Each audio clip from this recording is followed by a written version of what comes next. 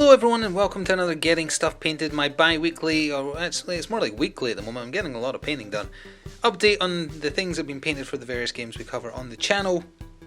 Today I'm going to go from right to left to confuse you. We have got a whole bunch of Marvel Crisis Protocol, all of the, well I was going to say official September releases, all of the releases that everywhere in the world got, but not Angela and Enchantress yet because they're in the to-do pile. But yeah, everything else done. We have some Gotham City Chronicles as always.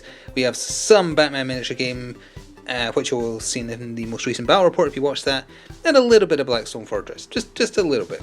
I am still going to go left to right to show off the models, however, because some things never change. So, Batman miniature game.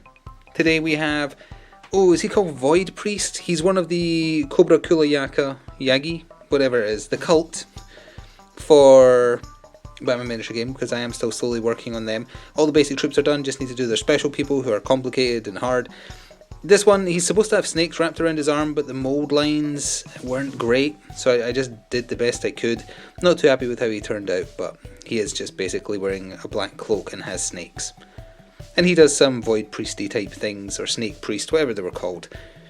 Once you do, you get faith points, and then he can spend them in there's two trees, a general tree that bog standard guys can spend on, and then a special tree that's slightly better that I think the leader of the cult can spend on, and him. I think they're the only two. So anyway, we have Frank and his plants, part of the Birds of Prey from March, that only recently arrived. You will have seen these in the battle report. This is the Venomous Plant 2, which is like, it spits darts, like those plants from Jumanji, the first Jumanji. Then there's this one. Again, everything done in contrast, and the colour on here, the most is Warp Lightning, just to keep it vibrant, and Vulpus Pink, with a little bit of yellow on the inside to add some coloration to make the inside look a little bit different. And some Flock and Fake Grass on the base. I don't remember the difference between the other two plants. One of them, pardon me, one of them does a shockwave that adds slow to people around, and the other one does, paralyze I think? I can't quite remember. They're very hard to use, as recently discovered in that battle report. They'll have another shot, but they aren't as fire and forget as I thought they would be. And then we have the wonderful and definitely not copyright infringing on Audrey 2, Frank. I love this miniature. I'm not saying that because of my paint job, because again it's Warp Lightning, Moot Green dry brushed on top, Vulpus Pink, and then that's basically it. I love this miniature because it looks fantastic, and because of all the little details they put in the base, like there's a watering can there being held by a corpse that's melting, there's another corpse of a lady trying to escape there, there's a skeleton that he's kind of rubbing up against there, and then at the back you can see there's shards of like the pot that he came out of. It's just, I wish Night Models put as much care and attention into their customer service and shipping as they did to the quality of their sculpts. And let's also throw in the quality of the resin into that as well, because it's a wonderful sculpt. It is. I love this miniature. It's great, and not just because it looks like Audrey 2, but yeah, I love this miniature. I love it more than the Ivy 3rd edition as well. So I'm happy with how it turned out, and just in general, I love the attention to detail they had on it. So let's do Blackstone Fortress real quick. 2 more Traitor Guardsmen of the 14 that need to be done before Blackstone Fortress can start. The thing about these things is, like, these are the run-of-the-mill basic troops that you'll just run into a lot and kill instantly. So they're expendable, so that kind of encourages you to just, like, slap paint on them and be done. But at the same time, they're Games Workshop minis, so they're pretty detailed. So I can't fight the urge to try and do them as neatly as possible. Kind of using the same kind of colours across all of them. Skeletal Horde, Black Templar, Wormwood, or Wildwood, sorry, brown.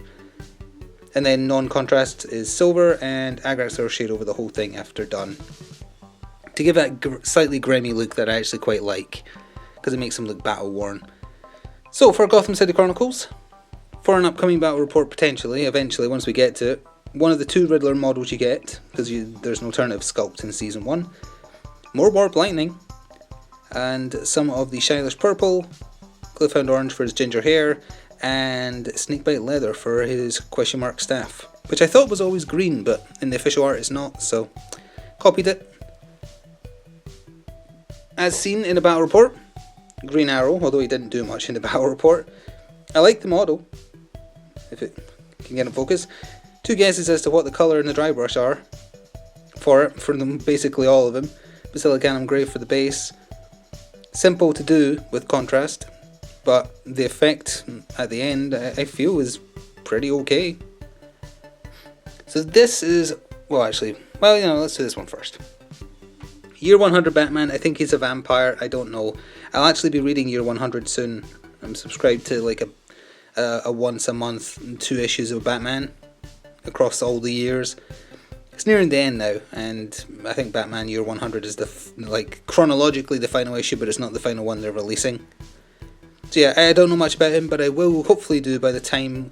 He's not in the next story mission, I think he's in the one after that. So we'll see. Oh wait, no, he is in the next one. Then we have the 4 SWAT men who showed up in the Black Mask Clayface Gotham City Chronicles Battle Report. Usually they're the good guys, but for the purposes of that mission, they were crooked. So they have Ultramarines blue contrast, Aethermatic blue for the visor on their mask, Black Templar, and just another just another coating of Gracier on the SWAT lettering on the back of them there. That's not my handwriting, it's just very lightly trying to go over the writing that was already there.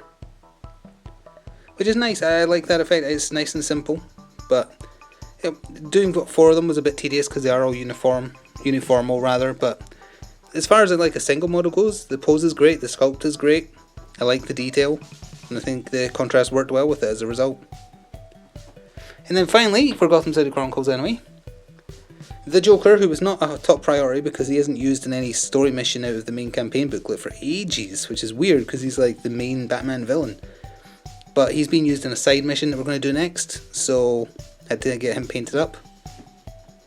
Not a fantastic sculpt, ignoring the paint job one way or the other. I like that he's lanky and kind of like weirdly positioned because that's often how he's portrayed in the comics, but not the best looking one. Alright, now we're on to Marvel Crisis Protocol, starting with a bunch of Defenders, ending with a couple of new Avengers. The Defenders have been seen on camera already, but not up close. So I tried doing some wild things with the bases of Ghost Rider, Wong and Doctor Strange. I tried to make it look like Ghost Rider was bursting out of, HE double hockey sticks. I don't like swearing in these videos, so that's all we're going to call it. Black Templar, the yellow contrasts, Yandin yellow, that's the one, Gryffindor orange, and then also applied it to the silver just to make it look like the light is reflecting on the bike. I like the sculpt, I like Ghost Rider, he's fun.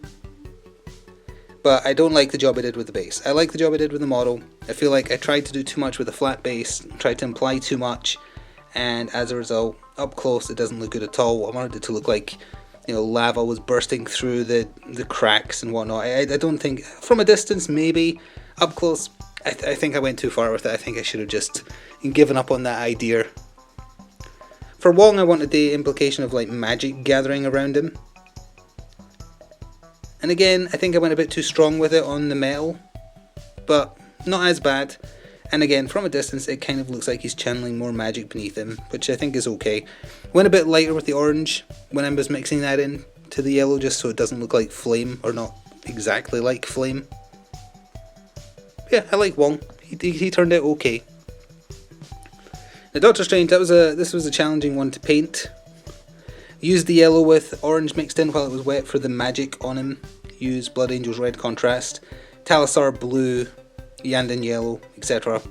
with a little dollop of green. I decided not to try and paint his facial hair because I didn't want to risk it after it looked pretty okay. And for his base again, I just kind of spread the yellow while it was damp to make it look like his magic circle is glowing. I like how the cape turned out. And yeah, he is actually flowing. He's attached to the wheel thing, this part, not the base. Very impressive model. I'm actually very happy with the job that turned out on him, although again his base isn't great, but that's still better than the effort I had with Ghost Rider, I think. So you'll be seeing the Defenders again, going up against the Avengers in the next battle report, but not yet, but soon. So now we have Big Wasp, Little Wasp, Big Ant-Man, Little Ant-Man. Let's start with Big Wasp. Yandin Yellow Black Templar. For the wings, I just applied Aethermatic Blue Contrast straight onto the plastic see-through wings they give you. I did nothing else, didn't base them, just contrast straight onto the clear plastic, and I'm happy with how it turned out. In the official art, they've kind of applied like silver metal lines. I don't like how that looks, so I didn't do it. But you can if you want to. So that's Big Wasp. Didn't do anything fancy with her base. And then we have Bring Your Kid to Work Day Wasp, which is very tiny. Not as tiny as it should be, but tiny. So not much room for detail there. And again, I did the same thing with the wings and Basilicanum Grey on the base. Sorry, I'm losing my voice to allergies. And then we have AntMan. This is Big AntMan, although it's hard to tell because he's crouching. Blood Angels red, Black Templar black, and then just silver and washes, as always.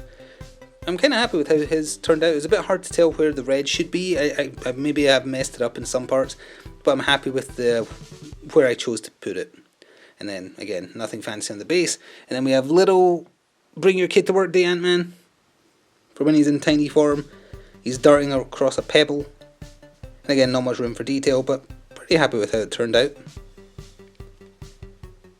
And yeah, you'll be seeing all of them again. Actually, probably not Wong, but because of points, if the lists are staying as I believe they are.